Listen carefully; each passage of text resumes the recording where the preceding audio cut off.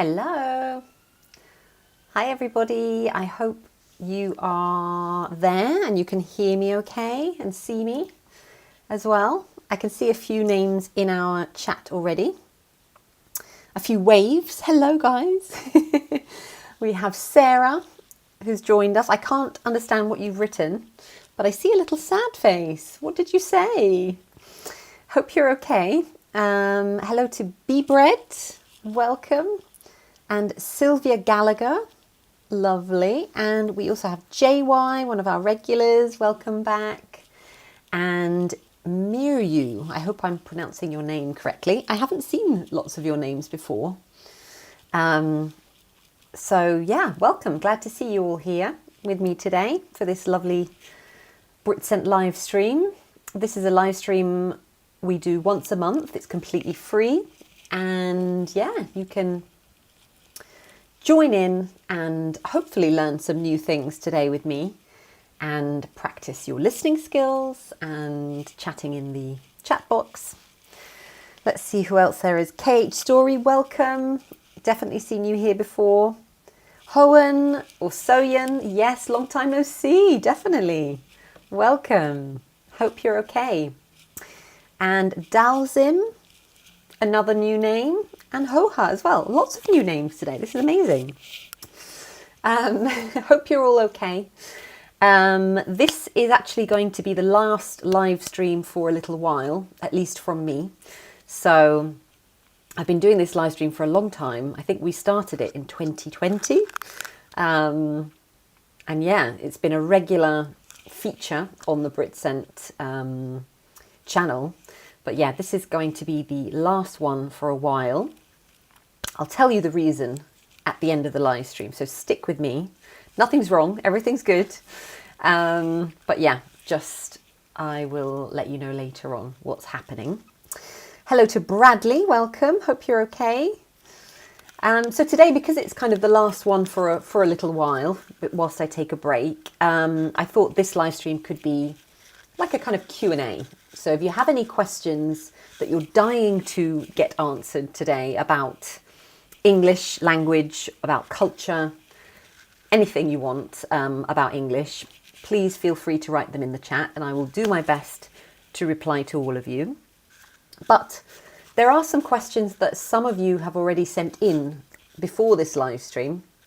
So I'm going to answer those today on my slides as usual. So here in the UK, it is now properly autumn, I would say. It's quite grey today and it's been raining quite a lot this week. Tomorrow is actually an important day in the UK. I wonder if anybody knows what day it is tomorrow in England. It has a special name. Let me know. Okay, so Sarah asked, she's already mixed UK and US pronunciation, so she's wondering if it sounds okay for a native speaker. Okay, well, we are going to talk about UK and US pronunciation today, so stick with me, Sarah. Thank you for translating that. I will definitely come to that in a minute. But first, does anyone know what tomorrow is? This is part of British culture, so perhaps it would be interesting for some of you. Let me know if you have any idea what tomorrow involves.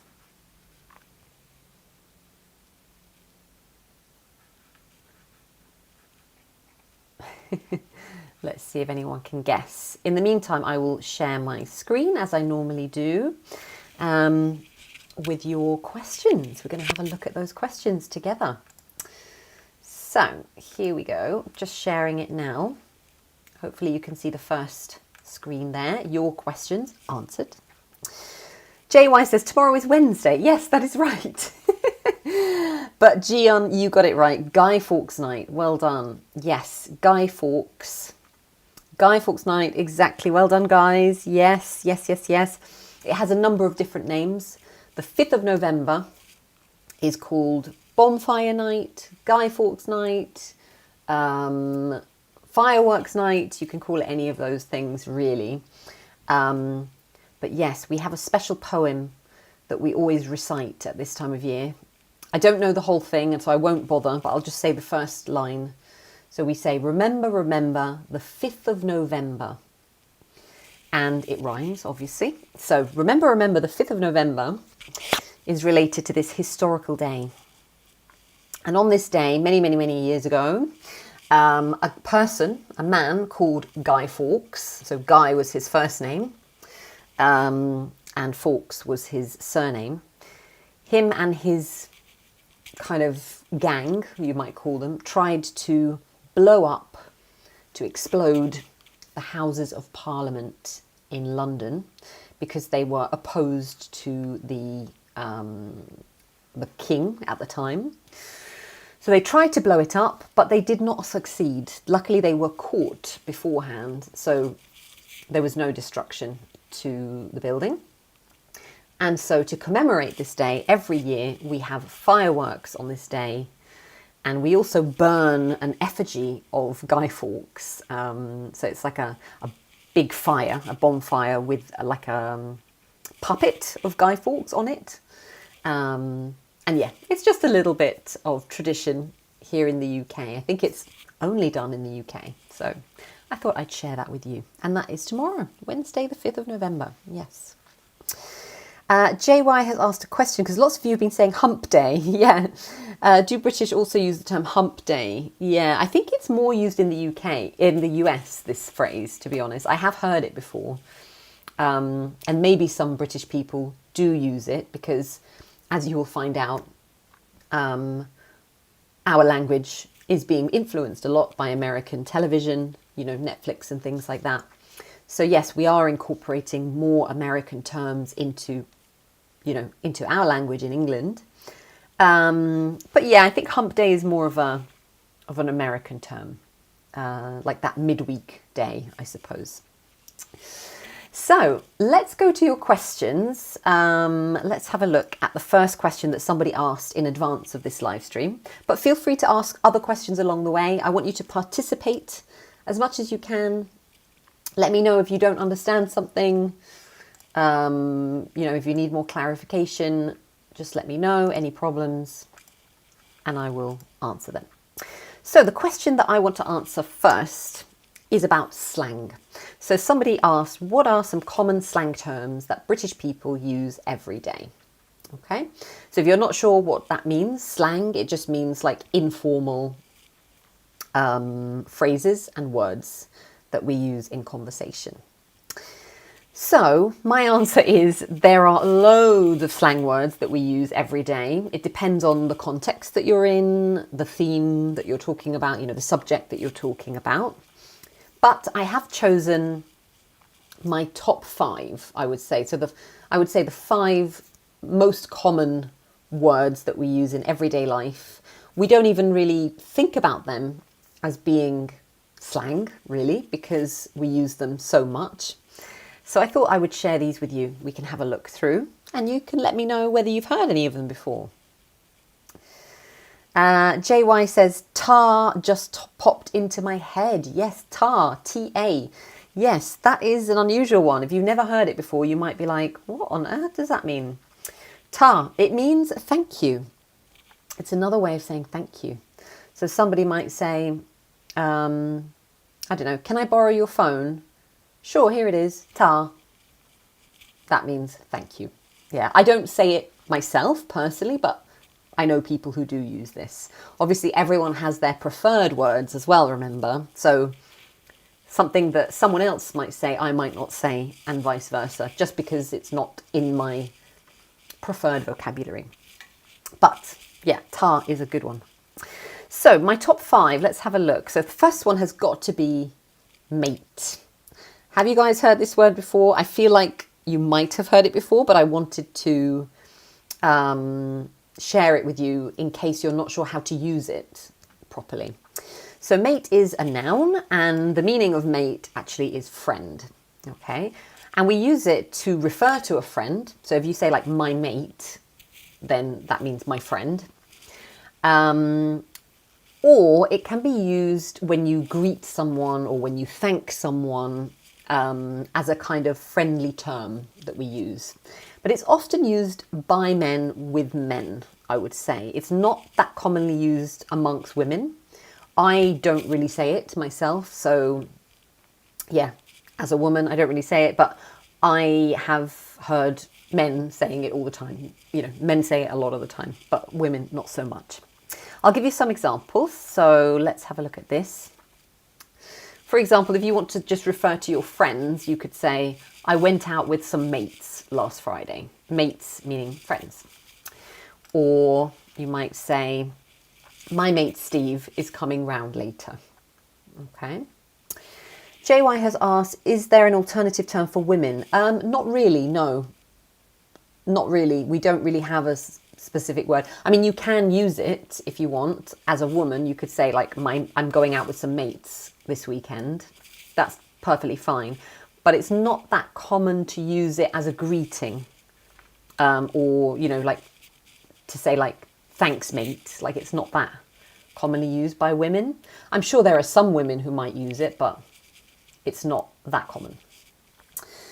Just looking at the chat to see if there's any other questions before I move on. Oh, okay. And Miriu is talking about accent and that you sound South African. Oh, I like the South African accent. Yeah, South African accent. Yeah, it's like a specific accent from South Africa. They speak, obviously they have their own language, but they also speak English. And yes, they have a very specific accent. It's a bit hard to describe. I don't know if you've seen the film Blood Diamond, have you? If you've seen Blood Diamond, that's the only one I can think of right now with Leonardo DiCaprio in it. He's got a South African accent in that film. He had to learn it for the role. So have a look at that later and you'll see what that sounds like. So another way of using mate, a very common slang word in Britain. So this could be as a greeting. So you might say, excuse me, mate, would you mind moving your car so I can get through? So it's kind of like a friendly way of referring to someone. Or another one, sorry, mate, I didn't see you there. Okay, so you're apologizing in this case and making it sound softer by using the term mate, like that. Of course, you could use mate in a negative way, like you might say, you might be saying something bad to someone or something a bit direct. So you use the word mate to kind of soften it, let's say. So that's all about mate, very common word in the UK. So I would definitely learn this one if you haven't heard it before.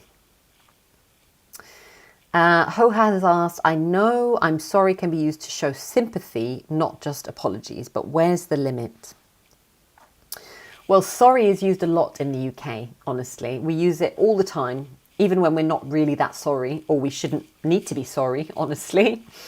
So you can say, yeah, to show sympathy, if somebody tells you some bad news, you could say, oh, I'm so sorry to hear that. You could apologize, really apologize for something like, I'm sorry I said that, I didn't mean to hurt you. But you can use it to apologize for small things, like maybe you, in this case, maybe you bumped into someone by mistake. Say, oh, sorry, mate, didn't see you there. Sorry. Or if you're trying to get off the train and it's busy, you might say, oh, sorry, like trying to get people's attention to let you out. So we use sorry often in the UK. It's a good word to learn. So another slang word that we are going to cover is cheers. And cheers, mate, goes together really well, as somebody mentioned earlier. I think it was, what's your surname? Yeah, so cheers actually means thank you. And it's a slang way of saying thank you, so it's very informal. So for example, let's say you're paying for things, you're at the local shop, you've paid for your items and you're leaving and you say, cheers mate, have a good day, to the shopkeeper. Or, can I borrow your phone charger for a bit? Yeah, sure, cheers. So a simple thank you, friendly thank you.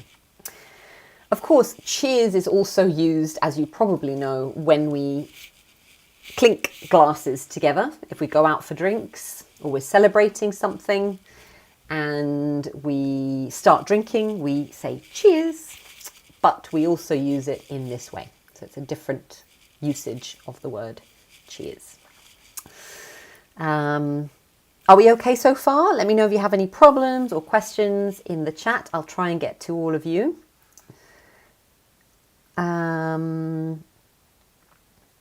Okay. Lovely. Just looking at the chat. Okay, I will come to some of you later on. But I think I'm up to date so far. Okay, so third word on my list of 5 is quid. This is a great word, very commonly used here in England. Of course, as you probably know, in England we use pounds to talk about money, pound sterling. And to refer to pounds, you can use the word quid. One important thing about the word quid, though, is that we don't pluralize it usually. So we don't say quids. We do say pounds, like £1, £2, £10, etc. But we don't say 1 quid, 2 quids, 3 quids, etc. We just say quid. So it's always singular, this word. So, for example, you might say, how much did that cost? Oh, it was only 15 quid. Or, can I borrow a couple of quid for the bus? So yeah, really useful, this word, instead of saying pounds, basically. Why, you're asking? It's just one of those rules, like a grammar rule. It's an uncountable noun. The only time we say quids is in a particular expression, which I don't know if any of you have heard this expression. It's quids in. So if you say I'm quids in, which is quids with an S, it means that you've got more money than you had before. So you've earned more money than you had before. So we use this expression, quids in, exactly like that. What's your surname? Yes. But only in that expression would it be plural. Otherwise, we just say quid to refer to money. So that's a really good one to use. Remember that obviously in England we say quid, which is our slang word for money. But in American English, does anyone know what they would say instead of that? They wouldn't say quid because it's a British slang word. But what would Americans say to refer to dollars as a slang word? Does anybody know? Very good. Yes, Gian, you got it first. Yeah, bucks, exactly. So if you'd say like 15 bucks, for example.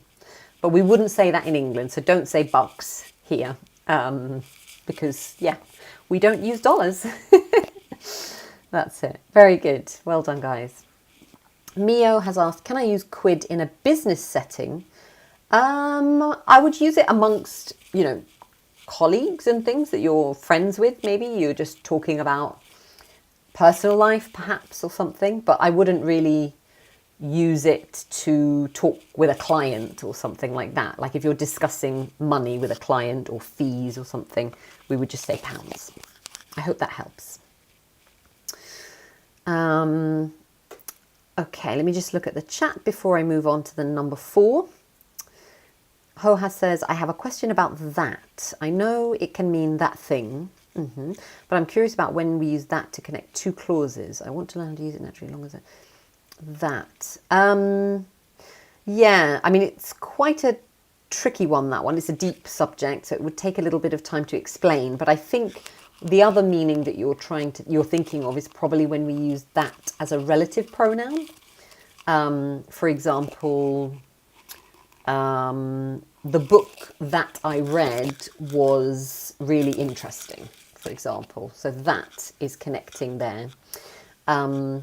It's referring to something that you've just mentioned, an object or thing that you've just mentioned. We also use it for people as well in this way. So you could say, the woman that lives next door is really friendly. So you could say the woman that lives next door or the woman who lives next door. They're both correct in this sense. So perhaps that's what you're thinking of, connecting clauses in this way. And then we also use it in particular terms. For example, I wanted to tell you that blah, blah, blah, blah, blah. Or the thing that annoys me about this is that, and then you introduce the next clause. So there are ways of introducing clauses where that is at the end of the first part of the sentence. So yeah, I'll have to cover that maybe in another live stream one day. I hope that helps a little bit anyway. So let's move on to number 4, which is knackered, another very common slang word in the UK. Does anybody know what it means? When do we use that? Mio says, the more I learn British English, the more I realise that there are lots of accents in the UK. That is very true, Mio, yes. And I don't know which one I should follow. Oh, it really depends on you, really. It depends where you're planning to live or study, who you're mixing with in the UK. I would say my accent is quite kind of standard accent. There's no particular region that it comes from. Perhaps more like southern, I guess. But yeah, like lots of parts of the UK have quite specific accents, and you'll learn that, you know, you'll meet people in the UK from all around. And there's no right or wrong. It's just the accent, you know. But yeah, it's good to expose yourself to different accents, to hear them, and so that you can kind of get used to different sounds. Okay, so lots of you have answered about knackered and said very tired, exhausted. Exactly right. Well done. Knackered is exhausted. Notice the pronunciation of this word. The K at the beginning is silent. So we start with the N, knackered. So it means very tired, yes, and you can use it like this. You must be knackered after the day you've had. Why don't you put your feet up? Now that's a nice expression as well. Does anyone know what that means? Put your feet up. Let me know in the chat. Or another one, do you want to go out tonight? Oh, I need a night in, I'm knackered. How about tomorrow instead? So maybe you've had a really busy night, or busy day rather, so you're just really tired. I'm knackered. Yeah, so very commonly used in conversation, this one. So what does it mean? Why don't you put your feet up? Any ideas?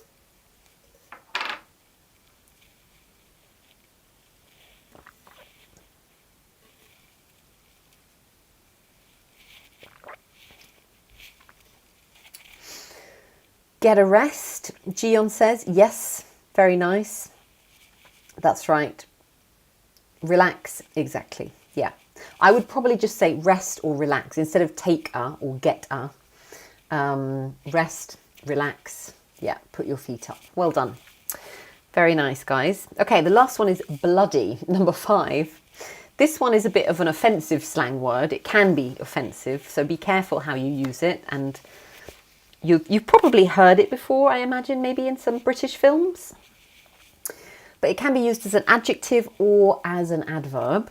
Let's look at what it's used for.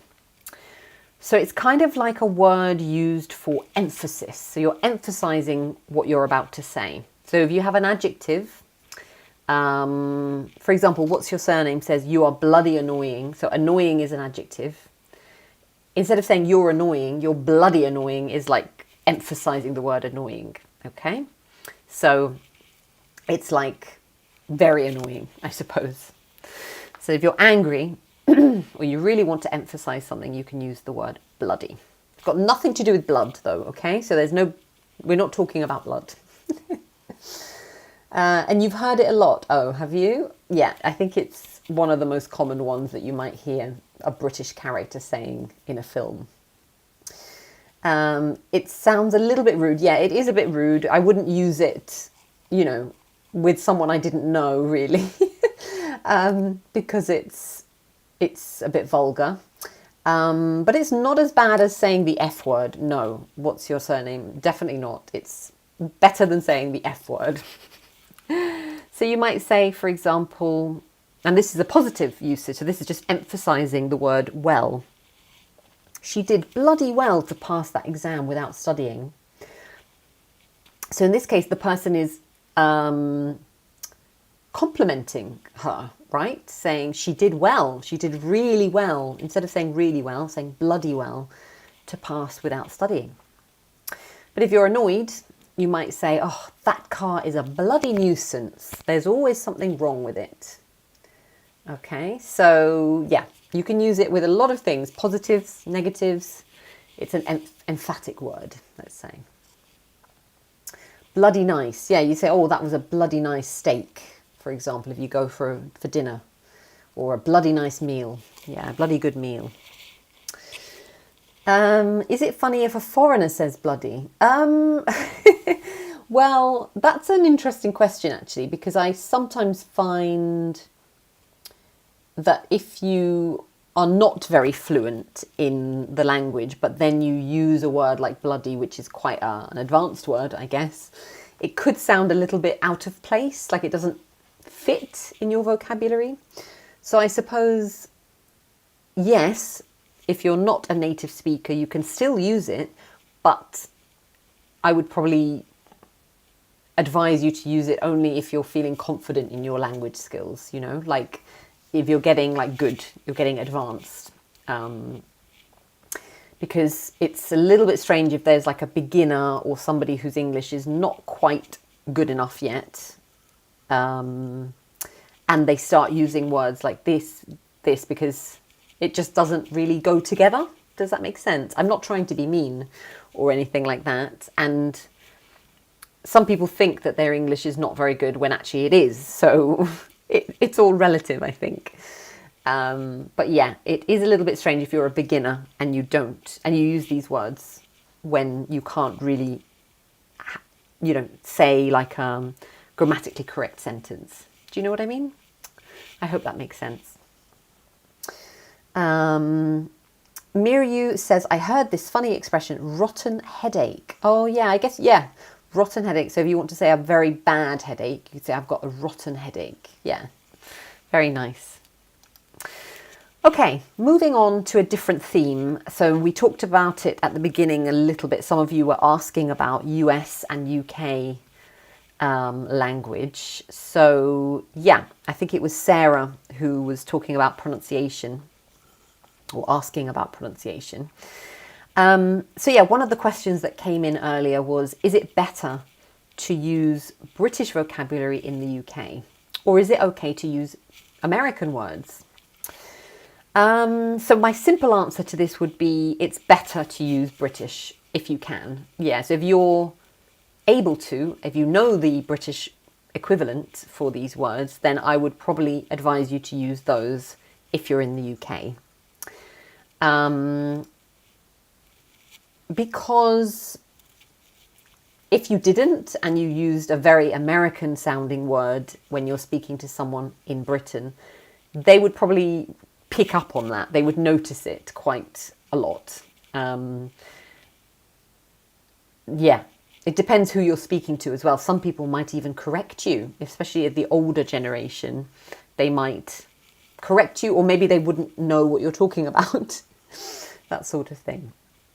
So I'd advise you to stick to British words if you can. Obviously, if you don't know the British word for it, you only know the American word, then that's another story. A lot of British people these days do know American terms, but maybe not all of them. Just some. So I'll give you some examples in a moment. Just looking at the chat. O says, is it okay to use ta to someone like an older person? Yeah. Is it usually used in a casual way, or how is it used? I'm afraid I could make a mistake. Yeah, it can be used with anyone, really. There's no preference whether they're older than you, younger than you. It's just a very casual way of saying thanks. I'm not sure if it's used a lot more in like northern parts of the UK or not. Let me just have a little look. Yeah, I can't really see anything about it online right now. But yeah, it's not something I say, but it's something that, for example, my mother-in-law says, but she was brought up in the north of England. So yeah, perhaps. But yeah, you can say it to anyone, really. There's no preference there. So some British, let's have a look at for some examples. I mean, there's so many examples, but an example of a British word, lift, for example. So you could say, oh, I'm just going to take the lift to the 5th floor, for example. But in American English, they would say the elevator. So I'm going to take the elevator to the 5th floor. So if you said elevator in England, people would probably know what you meant. But like if you said, where's the elevator, please? They'd probably know what you meant, but we wouldn't say it ourselves. We would say, where's the lift? Okay. Another one, trousers, is a British word, but the equivalent in America is pants. Now this one might be a bit different. So because pants actually means something else in Britain. Does anyone know what pants means as an English word? As a British English word, rather. Let me know in the chat, because this could cause some confusion if you use the American one instead of the British one when you're going shopping, for example. So the word trousers, if you're in a shop, you might say, I'm looking for some black trousers, for example. But if you're in America, you'd probably say, I'm looking for some black pants. Okay. If you said, I'm looking for some black pants in England, what would that mean? Does anybody know?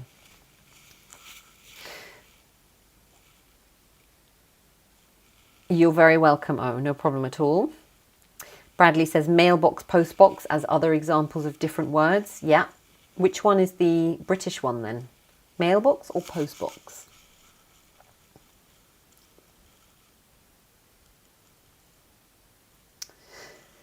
So yeah, pants in England, if you went to a shop and you asked to see the pants or the black pants, that would mean underwear. So something that you wear on the bottom part of your body. Black underwear, exactly.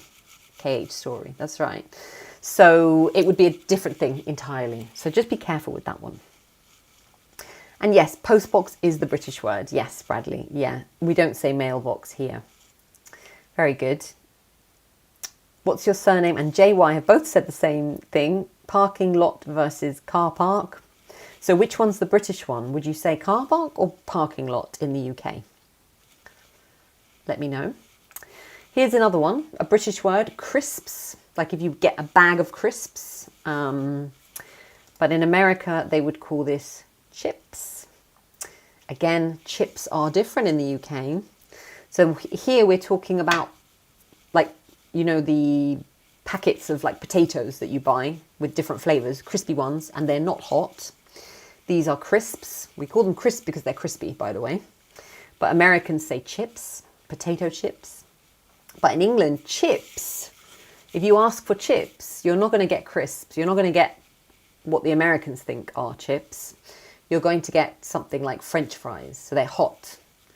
And you normally eat them with a burger or something like that. That's chips in England. So quite a different type of food. Well done, guys. Yeah, car park is the British one. Yeah, so we would say car park. So I'm going to get my car from the car park. I'm going to park in the car park. But in America, they say parking lot. Yeah, very good.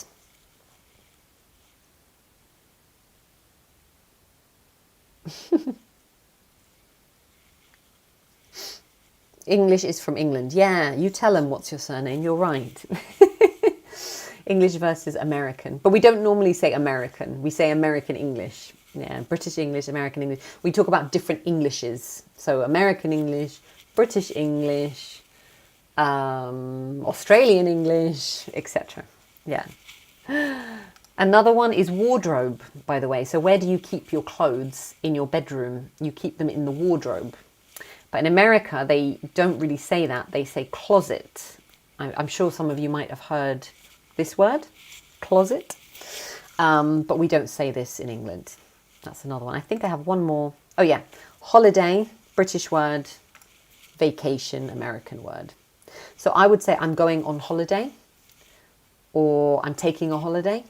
But in America, they would say I'm going on vacation or I'm taking a vacation. We definitely don't use any of the words on the right in England. Apart from chips and pants, yes, we do use them, but they're used to mean something completely different. So, yeah. Irish English is something different from British English. Well, Irish, actually, they have their own language. It's not Irish English, it's just Irish. So you're either speaking English with an Irish accent, or you're speaking Irish, which is a different language completely. So we wouldn't say Irish English. Yeah. JY says film versus movie. Yes. I've heard a lot of British use movies nowadays. Yes, that is right. Yeah, so the British word is film, to be honest. We would say film. And Americans say movies, but we do use movie a bit more in the UK now. Yeah. As I said, our language is being influenced by, social media, the spread of platforms like Netflix and things like that, and YouTube. So yeah, we are using more words that are adopted from America these days in England. I don't think Americans are adopting our words, honestly. But that doesn't mean that we use them on a daily basis a lot, though. Like, there's only a few words that we might use. I certainly would never say elevator or closet or vacation, for example. No. But I know what they mean. So yeah, try to use British words if you're in Britain, if you can. Okay, if you can't, maybe you don't know the equivalent, try the American word and hopefully someone will know what you mean. If not, you'll have to just describe what you're asking for and hope that they can help you. I think that's probably the best way forward. Yeah. Okay, we're going to move on to a different question that came through earlier, a little bit more like related to pronunciation. And in this, we'll be talking also a little bit about American versus British pronunciation as well. So somebody has asked about the words can and can't. This question really spoke to me because a lot of my students struggle to pronounce these words, and sometimes they'll say one of them and I won't really understand which one they're saying because of the pronunciation. Okay, so do any of you have trouble understanding the difference or hearing the difference when someone says can and when someone says can't, the negative or positive form? I'm going to try and help you understand this difference now, and hopefully it will make sense. So we're going to do a little bit of pronunciation practice together now.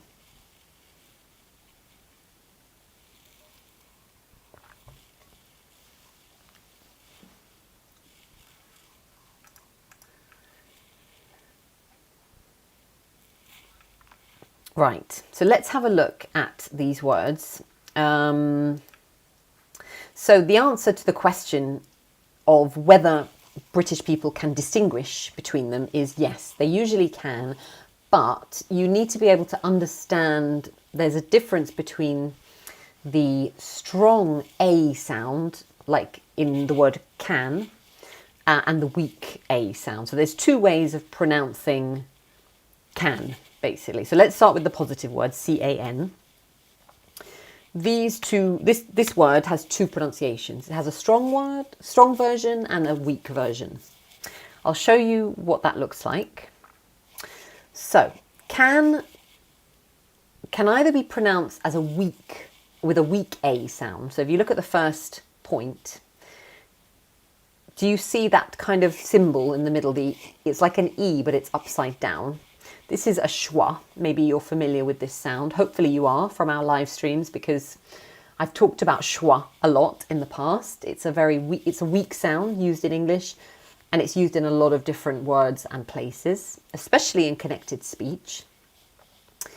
And yes, for you to pronounce this in a weak way, you would say kun. So it's not can, it's not an open ah sound. It's a very unstressed, weak sound, kun. And this is often used when you ask a question to someone using the word can, C-A-N. Then we have the strong version of can, which is the way I'm saying it now, can. And this is used in short statements. So let me show you an example. It's probably clearer like this. So A is asking a question starting with the verb can. But instead of saying, can you swim? The most natural way of asking this question would be, can you swim? Can you swim? So can, which is the weak sound.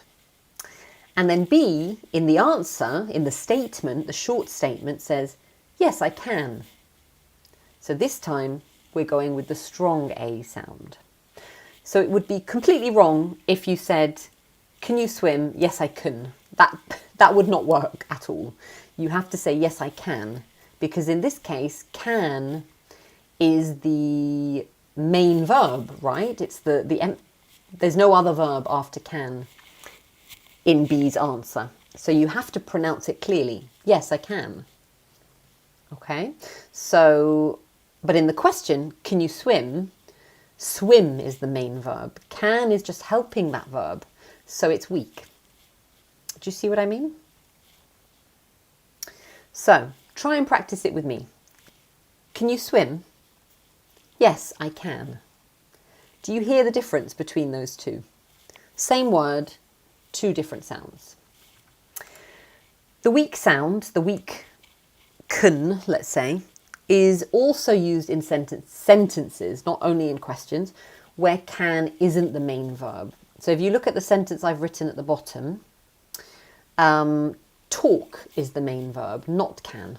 Okay? So in this case, if you say this sentence in a natural way, like a native speaker would say, I can talk to him if you like.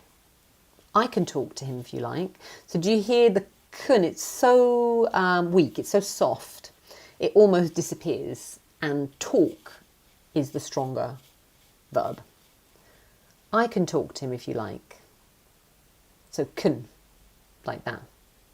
So if somebody said that, I would know that they were using the positive form of the word because of the way our pronunciation works. Just going to the chat. Any questions about this? Let me know.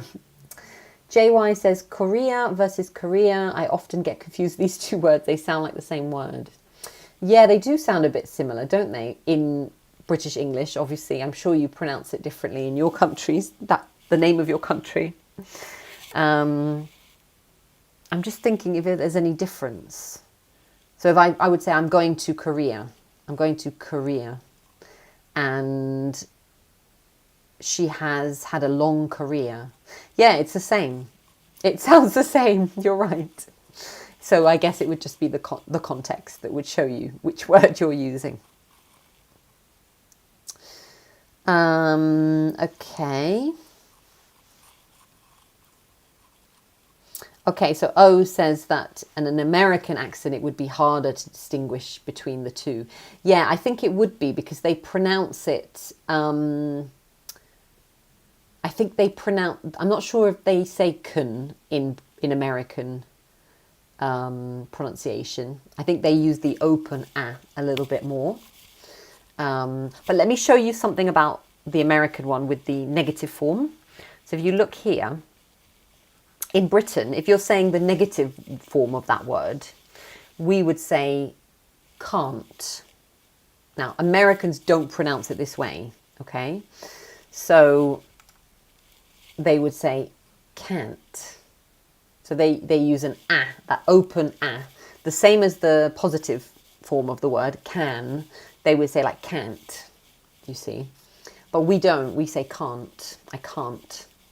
So for example, so British person would say, can you drive? So use that weak sound in the question. Can you drive? No, I can't. So yeah, that would be the British way.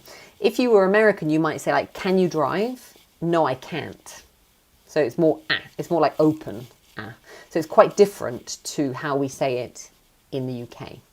So if you want to sound more British, or, you know, you're trying to practice your British pronunciation, try to practice using can't, I can't.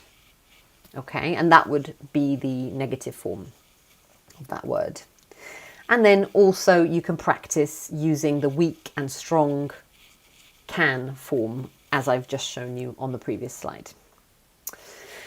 Yeah, I'm pretty sure it's the same. Korea. I'm going to Korea. She's had a great long career. Yeah, it sounds very the same, if not very similar. Yes, at least from a British pronunciation perspective, let's say. Yeah. So I hope that helped a little bit. We're coming to the end of our live stream now. I can't believe how quickly time has flown by. So any other last questions that you'd like to ask me? We've got a few minutes, literally a few minutes to go before the end. So if there's anything else that you were wondering about British or American English, about pronunciation, about slang, or anything else, let me know in the chat if there's anything you'd like me to answer before we say goodbye.